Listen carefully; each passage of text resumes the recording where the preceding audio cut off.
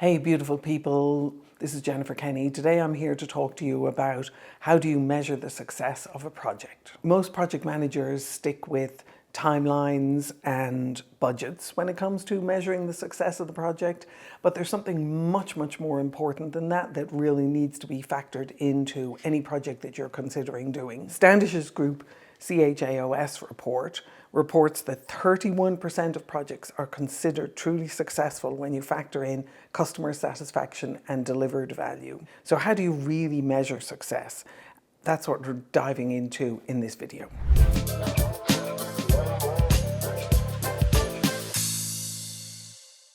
So there are four elements of this that I want to jump into with you. The first one is looking at the traditional view versus the modern reality. Traditional success means delivered on time and on budget. And that was because we lived in, I still believe, a very fictitious belief that our customers knew what they wanted. And our customers knew what they wanted. Customers in other places didn't necessarily know what they want. But the whole idea of us going out there and getting requirements is a traditional way of looking at how we build technology, how we build software, how we build drugs, how we build any project that we are working on that requires that we talk to customers. So traditionally, we've gone out and tried to gather requirements. I even had people on my team at one point, and that was their title. They were the requirements gatherer.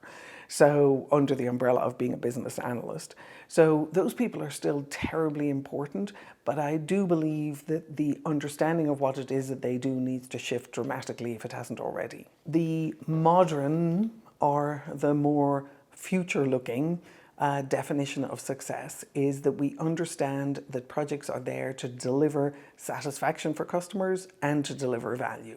Now, the thing is, the pace of change continues to accelerate, and with AI coming online, it's going to accelerate even further. So our ability to be able to understand how we add value for a customer becomes even more important, and to understand what is value for that customer even more important. So let's jump into that. I like to look at value in terms of value to the business and in terms of satisfaction for the customer. And there are three levels of value measurements that I have found very useful. Performance metrics are the absolute basics. So on time and budget, that's where they come in. They're the how is my project tracking? How are we using our resources?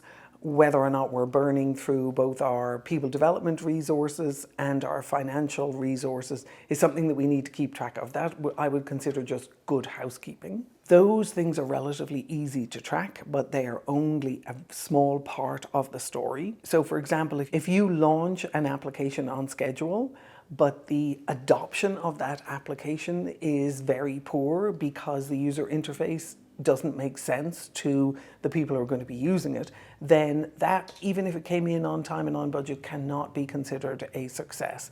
And there is more money squandered in tech projects because we don't listen to the customer and we don't understand what value means for them.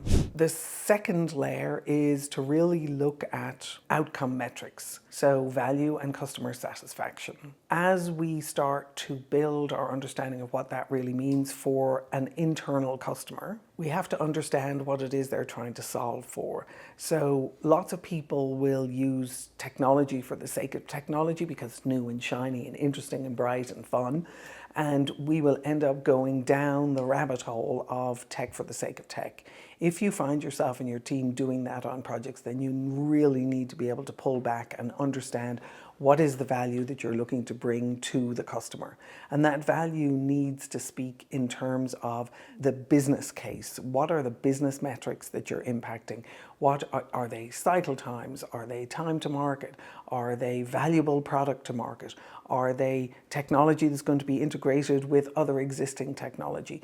What does it look like in terms of value to the customer, and how do they see it as the value that you can offer? So when we talk about conditions of satisfaction, part of a condition of satisfaction is the definition of success. How does the customer see success, and how do they consider that success to be valuable for them? So your customer is not necessarily going to say on time and on budget. your CFO is certainly going to say on time and on budget, but your customer who you're delivering this technology that is valuable for, they are going to have a much deeper understanding of what it's going to take for that work that you're delivering for them to be valuable for the bigger project that they're playing in. So the bigger project might be they're using that to be able to bring a new product to market. They are using the technology that you're building them for better decision making. Do they have a definition of what better decision making looks like? Do they have a way of measuring what better decision making would be for them? Do they have a baseline so you can understand the impact that your tech is going to bring for them? So one of the rules that I made for myself early on in my career, and I've headed up IT organizations, and I've headed up PMOs, and I've headed up global professional services groups, and I've also been on the sales and the customer side. So what I found is that if I went into a project without a clear understanding of what the customer considered to be valuable and a baseline of how it is they're going to measure the value and the impact that you're producing, then I was setting myself up for failure. The Project Management Institute has found that projects that have clearly defined understanding of what success is are 2.5 times more likely to be successful. Now, the tricky thing about this is we can define success at the beginning of a project, but a project could be, depending on what it is that you're building, it could be anywhere from 3 months to 3 years in terms of the end result of what it is that you're delivering. So if you look at it over a 3-month period, there's a reasonable chance that you can get a good definition at the beginning and run with that with a number of feedback loops and check-ins with your internal customers or your external customers. But if you're working with something over a 3-year period, you've got a number of major milestones in there. And you also have to recognize that the conditions of satisfaction are going to change over that length of time.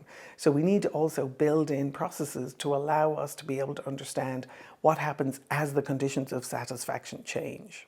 The third layer of measurement for what it takes for a project to be successful, or how we define success for a project, is to understand the impact metrics. I consider these to be the most important because the impact metrics are something that you are building in partnership with your customer. So if the customer doesn't have a good understanding of what they're going to use the tech that you're building for them, and they don't understand the impact that's going to have on the business, you fail before you've even begun.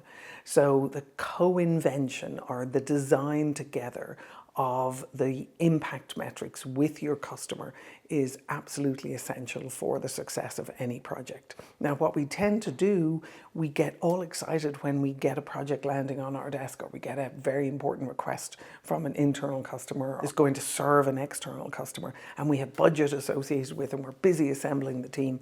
And lots of times what we do in those circumstances is we jump into looking to be able to deliver value before we've really understood what that value is and how we're going to measure that value. I had a conversation this morning with a client of mine, and we are looking at taking over, he's going to be taking over a project that is already underway, very much underway.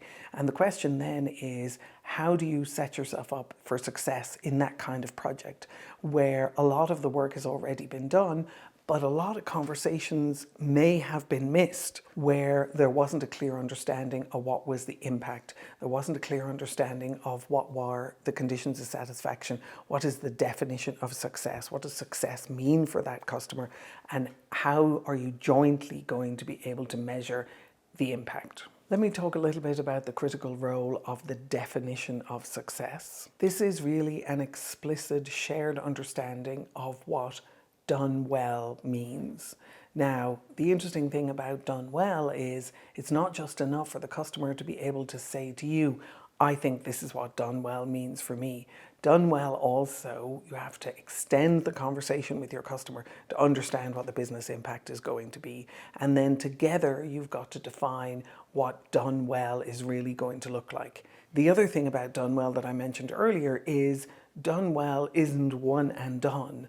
Done well, if it's a project that's over a longer period of time, has multiple check-ins and multiple benchmarks and multiple milestones. If we're not paying attention to those and we don't understand what they are, and we're not using those as opportunities to be able to calibrate with the customer and seeing those as very powerful feedback loops, both for us and for our customer, because again, together we are looking at really understanding the impact, the business impact of the project. If we're not tracking against all of those, we're doing a lot of busy work, and that will erode the value that your project will be able to bring. The definition of success includes both the deliverables, the obvious one, but also the time frame, the context, which is the potential impact, and also the mutual understanding of what definition of done or definition of success really means. Without this clear understanding of definition of success, the project just becomes a guessing game. To give you an example of the importance of this, a Fortune 500 client that I worked with, we redefined success in the middle of the project. We recalibrated what success meant for that project, and our stakeholder approval went from 54 to 92. So sometimes what you'll see is your stakeholders can see the drift away from the value that they know that they're looking for. And in the absence of having those conversations and incorporating that into the design of how you do projects, your hope of producing success or satisfaction in a project continues to erode over the period of the project. So practical measurement framework for projects: define success with the stakeholders at the kickoff of the project and recognize that it is probably going to be a bit of a moving target and requires that you structure the project so that you are in constant co-invention with the customer, not just communication. Track your delivery metrics weekly, that's a fairly standard one. Measure your satisfaction at milestones. So I'm a huge fan of creating intentional feedback loops within everything that you do, particularly when you are doing something with a high investment value and a high potential output value. So make sure that you have set yourself up with multiple different milestones that will allow you then to be able to get the feedback that you need at all the different stages of the project. And the quality of that feedback is absolutely critical. Also, when we finish projects, we tend to be done, we're finished, and we're super excited. We launched, we delivered, and we don't necessarily consider the project to be the impact that we're going to have 3 or 6 months down the road. It's critical to incorporate that thinking and that design into any project that you're doing. So just to wrap up, project success isn't just about crossing the finish line. Project success is this ongoing conversation of co-invention with your customer. Now, I understand that has big implications for change and for scope and for the intention of the project. But if we can keep a strong understanding, shared understanding with our customers of what the value of the project, the outcome value of the project is going to be, then we increase our chances of success significantly. If you found this valuable, I have a free white paper that you can download. There's a link in the comments below, and it is also available on my website under free resources. And it is called Execution by Design: Unlocking the Invisible Layer of Project Success. It talks extensively about this approach and will give you an understanding of how to really be able to set your projects up for success. As you do it, I wish you the very best of luck. It's a difficult thing to manage projects to success, but I want to be able to give you some of the tools and some of the new thinking about how to be able to do that. Take care and good luck.